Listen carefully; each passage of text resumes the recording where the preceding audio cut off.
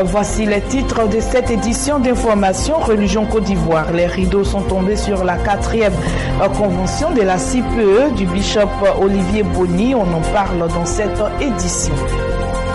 Religion toujours en Côte d'Ivoire, l'ensemble des églises protestantes évangéliques en Côte d'Ivoire prient pour lutter contre la fièvre à virus Ebola.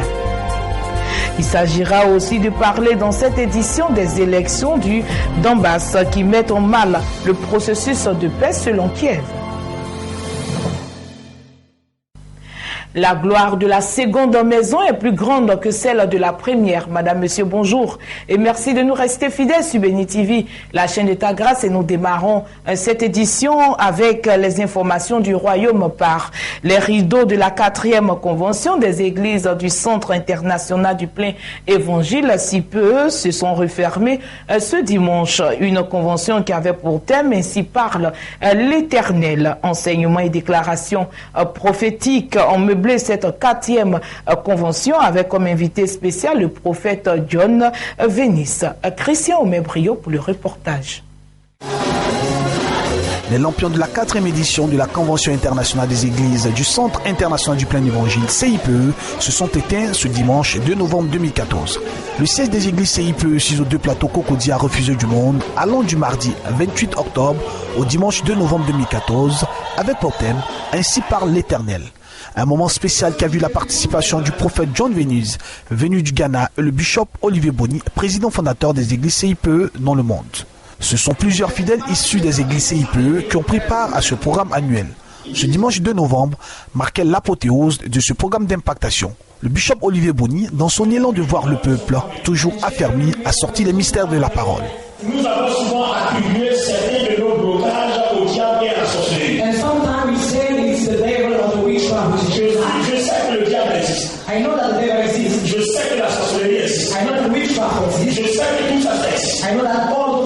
Mais je veux parler à un enfant de Dieu. Et je veux que quelqu'un comprenne qu'il n'est pas acceptable que, ayant Jésus, le diable est entré dans nos vies. Parce que la Bible dit qu'il rôde.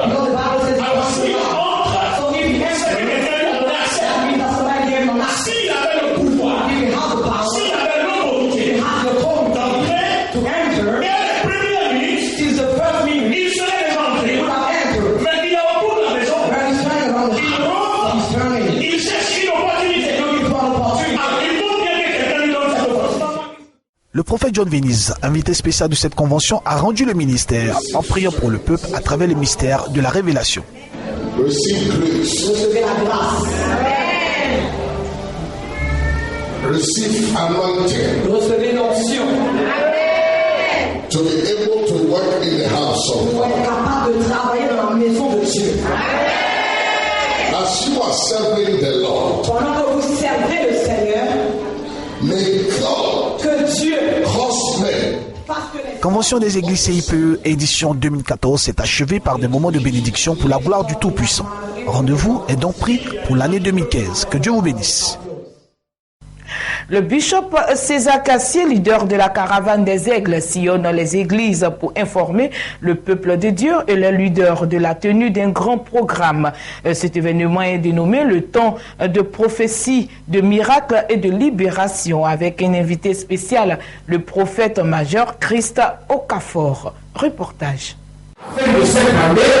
Cette année 2014, un autre défi est lancé pour la caravane des aigles.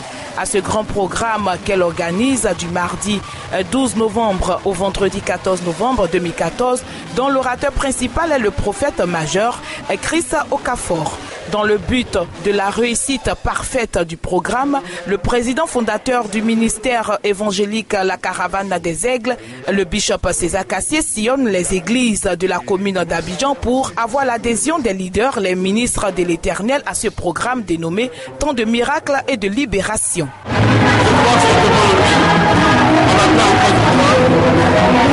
C'est ce que tu as mis au bénira la nation, tu seras là, tu seras pour cela. Employons une séquence de bénédiction pour la nation, on a promo de venir à ce programme, et d'essayer de se mettre très fort pour en. Mon cas est très urgent. Thème de ce programme qui répondra certainement au cas urgent du peuple de Dieu de Côte d'Ivoire. Et c'est dans la commune de Yopougon que se développera ce challenge. Pendant ce temps, la commission des églises protestantes et évangéliques dirigée par l'archevêque Kassida Zito est allée à la rencontre des 300 principaux leaders de la commune de Yopougon. Objectif, sensibiliser le rassemblement historique des églises évangéliques au stade Félix Houphouët-Boigny le 27 décembre prochain. Regardez. Moment historique au stade Félix Houphouët-Boigny le 27 décembre 2014, le plus grand rassemblement ecclésiastique jamais vu en Côte d'Ivoire pour cette fin d'année. À cet effet, le comité d'organisation conduit par l'archevêque Kassida Zito en personne a commencé une tournée de mobilisation et de sensibilisation dans la commune de Yopougon, baptisée la capitale de l'onction. Cette commune a abrité la rencontre entre les 300 principaux leaders et la délégation de l'archevêque Kassida Zito, porte-parole nationale des églises protestantes et évangéliques. De prime abord, le général Camille Makosso a présenté aux leaders l'enjeu du rassemblement du 27 décembre qui selon lui est l'occasion rêvée pour les évangéliques de changer les données de la nation. Le général a interpellé les pasteurs de la commune de Yopougon sur la dimension de l'enjeu et par ailleurs demandé de prendre leurs responsabilités devant l'histoire, car c'est un programme qui concerne tous les chrétiens de Côte d'Ivoire. L'archevêque Kassida Zito a quant à lui invité les pasteurs des églises indépendantes à s'accaparer le programme car selon lui, tout porte à minimiser ces jeunes communautés traitées d'églises boutiques. Le bishop César Cassier, président de la Caravane des Aigles et membre de la commission protestante évangélique, a profité de cette réunion de guerre spirituelle pour remettre aux leaders de la commune de Yopougon l'organisation du programme de l'arrivée du 12 au 14 novembre du prophète Chris Okafor. Les leaders ont accepté ce programme et promis de faire une grande démonstration avant la finale du 27 décembre 2014 au stade Félix Houphouët-Boigny. Prochaine étape, la commune de Port-Boué. Que Dieu vous bénisse. Le reportage est signé Christian Omer Brio et nous poursuivons cette édition d'information. Lutte contre la fièvre à virus Ebola en Côte d'Ivoire. Les églises protestantes et évangéliques de ce pays ont crié à l'Éternel le samedi dernier. Ce moment de prière s'est déroulé à l'église évangélique des Assemblées de Dieu d'Adjamé. Reportage. Une journée nationale de prière organisée par les églises protestantes et évangéliques de Côte d'Ivoire contre la fièvre à virus Ebola s'est déroulée le samedi 1er novembre 2014 à l'église évangélique des Assemblées de Dieu d'Adjamé. Ce moment de prière a permis au professeur Tiembré Isaac à exposer sur la question en expliquant les principes à suivre pour éviter le virus Ebola. Et ce matin, donc, nous avons fait un exposé pour expliquer la maladie à virus Ebola, comment la maladie se transmet, comment elle se propage, et aussi pour donner les différentes mesures de lutte contre cette maladie. Donc c'est une occasion, l'Église est mobilisée dans la prière pour lutter contre cette maladie, et nous avons dit aussi que l'Église doit se mobiliser aussi dans le respect des mesures de lutte contre cette maladie, notamment d'éviter tout contact direct avec toute personne, notamment éviter de se serrer les mains, éviter de se faire des accolades, se laver régulièrement les mains à l'eau et au savon, également éviter de consommer du gibier. À la question de savoir pourquoi la tenue de ce programme, cette initiative, le président des intercesseurs de Côte d'Ivoire, le pasteur Aongni Raphaël, répond. Que la menace d'Ebola ne vient pas de... Quand Dieu dit de telles choses, ça montre que derrière il y a une action, une méthodologie qui agit. Donc c'est par rapport à cette injonction que nous avons rencontré les présidents de fédération, les présidents d'associations, partager ce message, et puis avec leur concours, nous avons organisé ce temps pour lequel nous sommes ici à l'église Assemblée de Dieu pour répondre à cette injonction. Quant au représentant du CEP Messi, le vice-président, le révérend Zézé Raphaël, a salué l'initiative de l'Église en Côte d'Ivoire. En tant qu'évangélique, en tant que chrétien, l'arme que nous disposons, dont nous disposons, est une arme fortement spirituelle et c'est une arme très puissante qui peut à distance détruire les effets dévastateurs de la maladie à virus Ebola. Et donc notre objectif se situe à deux niveaux. D'abord, à voler au secours de l'État qui est en train de faire la sensibilisation par le lavage des mains, les dispositions qu'il faut prendre pour ne pas la contacter au cas où elle s'est déclarée. Et puis également le volet spirituel qui est de notre ressort. Et nous nous sommes dit, il faut qu'ensemble qu'on vienne élever nos prières vers Dieu qui nous entend et qui nous exauce et qui fera de ce que ce virus à travers le monde entier, à travers les pays qui sont déjà touchés, puisse être éradiqué. Et en Côte d'Ivoire, plus jamais on ne parlera de ce virus, de cette maladie à virus Ebola. Il faut le noter, cette rencontre a permis de faire une levée de fonds pour apporter son soutien à lutter contre la fièvre à virus Ebola en Côte d'Ivoire. Permettre aux enfants de Dieu d'entrer dans l'année 2015 avec leur bénédiction, tel est l'objectif de ce programme d'action prophétique individuelle et une prière de restauration organisée par l'église Les Sentinelles de l'Éternel de la prophétesse Hélène Kehenlo. Avec comme thème, la grâce est encore disponible si tu crois en Jésus-Christ, extrait de Ésaïe, chapitre 60, verset 1. Mireille Conan. Louange, adoration, prière à l'endroit du Seigneur afin d'entrer dans la nouvelle année avec toutes les bénédictions. Les fidèles de l'église, les sentinelles de l'Éternel d'Abidjan sont entrés dans un moment spécial, un temps fort d'action prophétique individuelle et de restauration. Avec comme thème, la grâce est encore disponible si tu crois en Jésus, tiré du livre d'Isaïe, chapitre 60, le verset 1er. La prophétesse Hélène Kehenlo, leader de l'église, nous donne le but de ce programme. Le but de ce programme est de révéler à chaque personne les choses cachées. La Bible dit en Jérémie 33, le verset 3, « Je vous annoncerai les choses cachées que vous ne connaissez pas. » À travers ce programme, Dieu va révéler à chaque personne les choses cachées qu'elle ne connaissait pas. Voilà pour la bénédiction dans sa vie. Elle était dans les blocages, elle était malade, mais certainement il y avait une situation qu'il fallait révéler pour qu'elle soit sauvée, pour qu'elle soit guérie, pour que la situation soit débloquée. Et c'est Jésus-Christ qui va révéler cette chose à travers la parole prophétique. Et le Dieu de grâce d'utiliser sa servante pour donner une parole prophétique à chacun de ses enfants et leur permettre d'entrer dans la restauration. À celui qui a payé le prix pour ta destinée, c'est-à-dire Jésus de Nazareth. Si tu crois en sa parole, la grâce de Dieu est disponible dans ta vie. Ésaïe le chapitre 60, le verset 1er. Ce passage t'invite, car Jésus vient la lumière, venu pour éclairer le monde, vient vers toi. C'est-à-dire le royaume de Dieu vient vers toi ce soir. Et la gloire de Dieu veut apparaître dans ta vie. Alors même, tu dois être éclairé pour t'approprier de cette lumière pleine de grâce. Un message fort à l'endroit de chaque personne présente pour être restaurée et entrer dans sa bénédiction, à condition d'avoir une foi ferme et sans faille. Cela avec une vie de sainteté, de respect des commandements pour entrer dans la lumière céleste. Amen. Et nous parlons maintenant de ce rendez-vous hebdomadaire de la plateforme Oindre pour vaincre qui a été respecté. Le mercredi dernier, le prophète Ayouk a donné un enseignement sur les 3 clés de réussite dans le ministère. Les détails.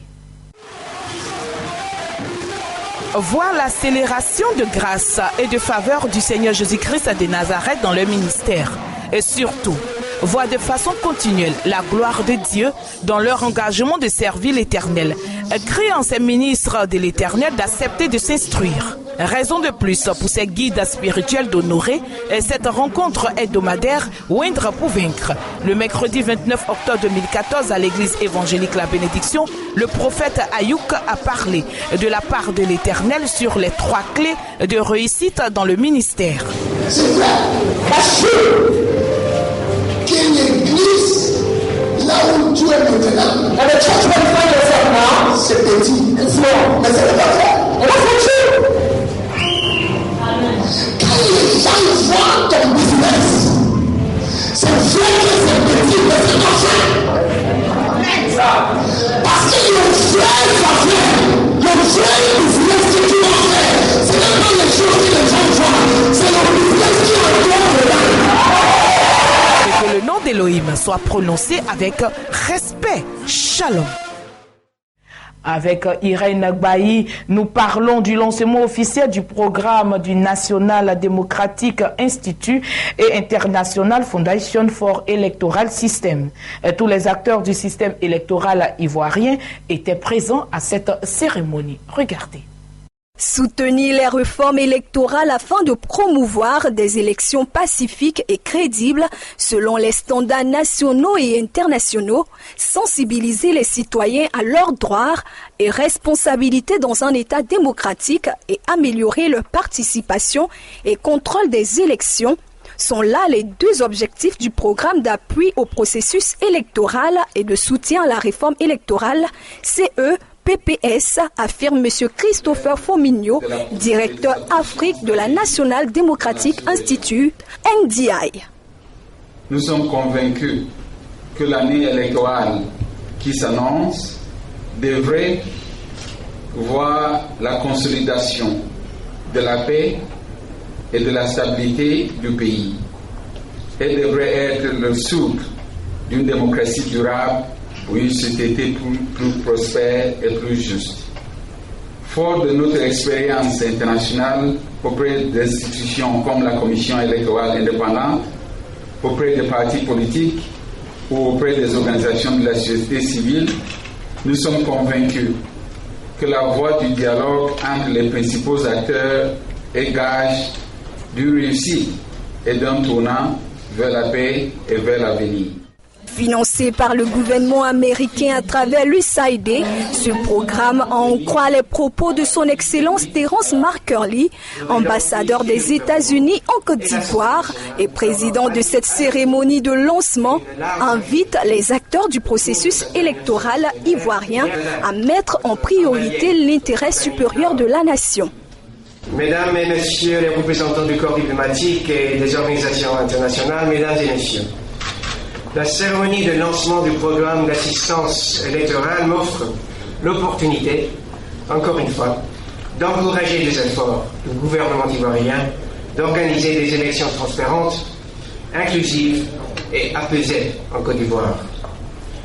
Les réformes électorales initiées par le gouvernement en vue de garantir des élections apaisées constituent pour nous des signes encourageants.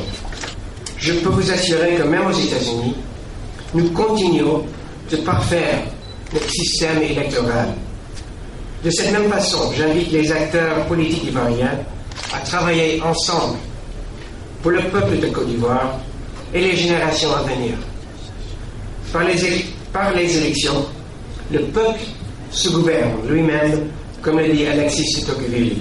Dans l'effectivité, l'International Foundation for Electoral System et la National Democratic Institute agiront pour les élections 2015 en Côte d'Ivoire, principalement en appui technique auprès de la Commission électorale indépendante, en plus de l'analyse des lois électorales qu'ils devront effectuer. Ils travailleront pour ce faire avec les organisations de la société civile ivoirienne afin de mettre sur pied une plateforme d'observation du processus électoral avec de nouvelles méthodologies. Le mois d'octobre, mois de l'entrepreneuriat et de l'innovation organisé par l'ambassade des États-Unis, a permis à 64 jeunes sur les 150 de terminer avec succès les cours. Une cérémonie de remise de certificats a sanctionné ce moment à l'ambassade des États-Unis en Côte d'Ivoire. Les détails avec Irène Bailly. 150 participants au départ, c'est finalement 64 d'entre eux qui ont pu bénéficier de certificats de participation pour avoir terminé avec succès ces cours en ligne du programme dénommé Massive Online Open Course MOOC sur l'innovation et l'entrepreneuriat. Initié par l'ambassade des États-Unis en Côte d'Ivoire pendant le mois d'octobre 2014, ces jeunes ont suivi des conférences et des projections de films autour du thème « La recherche de financement ». La cérémonie de remise de certificats a eu lieu ce vendredi 31 octobre dans les locaux de l'ambassade en présence de son Excellence Terence Markerly. Monsieur l'ambassadeur a encouragé les bénéficiaires à mettre à profit les connaissances acquises et à ne cesser de travailler avec acharnement. J'espère sincèrement que ces cours ont effectivement contribué à renforcer vos capacités entrepreneuriale. Je vous encourage à mettre en pratique les connaissances acquises car elles vous seront très utiles, peu importe le domaine professionnel dans lequel vous évoluerez dans le futur. Tout en vous inspirant du dynamisme et de l'esprit initiative des entrepreneurs américains, je vous encourage à cultiver le sens de l'éthique, la capacité à avoir et à saisir une opportunité d'affaires, à intégrer les réseaux de professionnels et surtout, à travailler avec acharnement pour la réalisation de vos ambitions. Le mois de l'entrepreneuriat et de l'innovation s'en est fini. Place pour le mois de novembre à la semaine de l'entrepreneuriat. Renseignements à prendre sur le site de l'ambassade Abidjan Pass irc@state.gov. Nous ouvrons à présent la page de l'international. Une feuille de route accordée par Moscou pour une sortie de crise est en danger face aux élections qui se sont déroulées le week-end dernier à Donetsk. Les élections ont également été critiquées par les alliés occidentaux de Kiev. Aucune organisation internationale n'a envoyé d'observateurs pour les scrutins remportés par Alexandre Zaharchenko. Les élections organisées ce week-end par les séparatistes ukrainiens mettent en danger la feuille de route concédée par Moscou pour sortir de la crise. C'est en tout cas l'accusation de Kiev. Le président Poroshenko convoque aujourd'hui son conseil de sécurité pour discuter du statut des régions séparatistes du Donbass. Ces pseudo-élections sont une violation brutale du protocole de Minsk adopté le 5 septembre, dit-il. Le protocole de Minsk permet à la région du Donbass d'organiser des élections dans le cadre de la loi ukrainienne. Nous leur avons donné une chance. La farce du 2 novembre met à mal le processus de paix, processus qui a été obtenu après d'immenses efforts.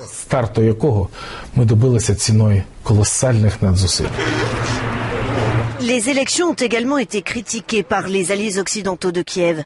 Aucune organisation internationale n'a envoyé d'observateurs pour les scrutins remportés par Alexandre Zaharchenko à Donetsk et Igor Plotnitsky à Lugansk.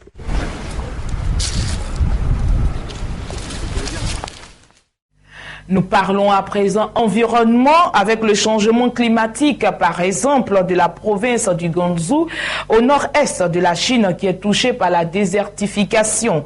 Et notons qu'un groupe d'experts intergouvernemental sur l'évolution du climat s'est réuni à Copenhague ce dimanche. Après réflexion, ce groupe d'experts a une nouvelle fois rendu un rapport alarmant.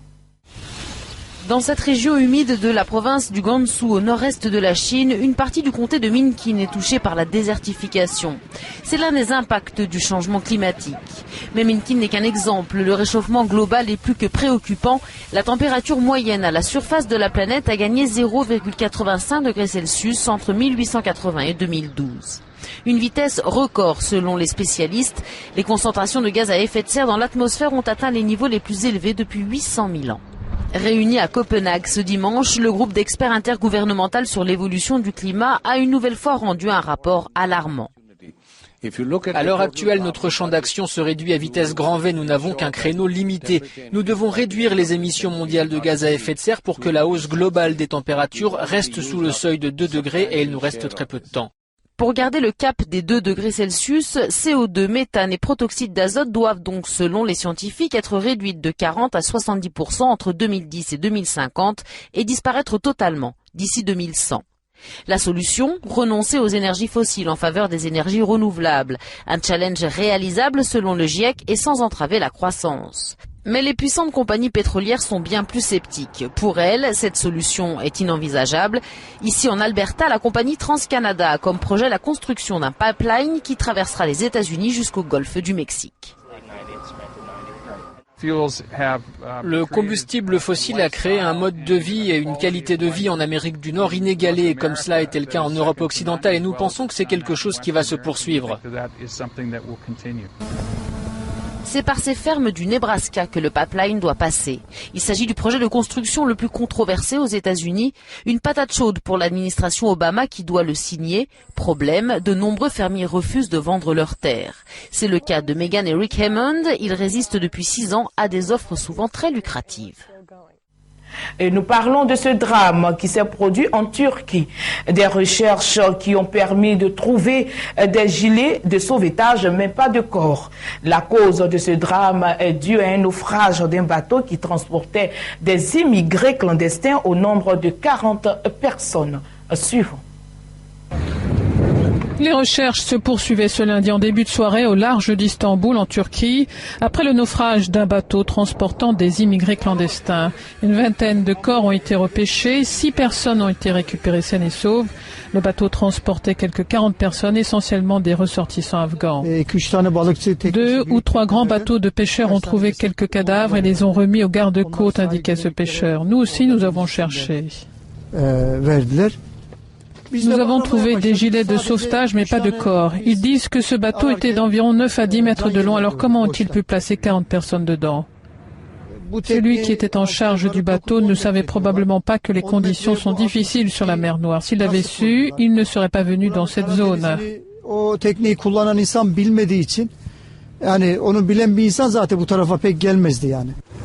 Selon des médias turcs, 12 enfants et 7 femmes se trouvaient à bord et certains passagers sont de nationalité syrienne et turkmène.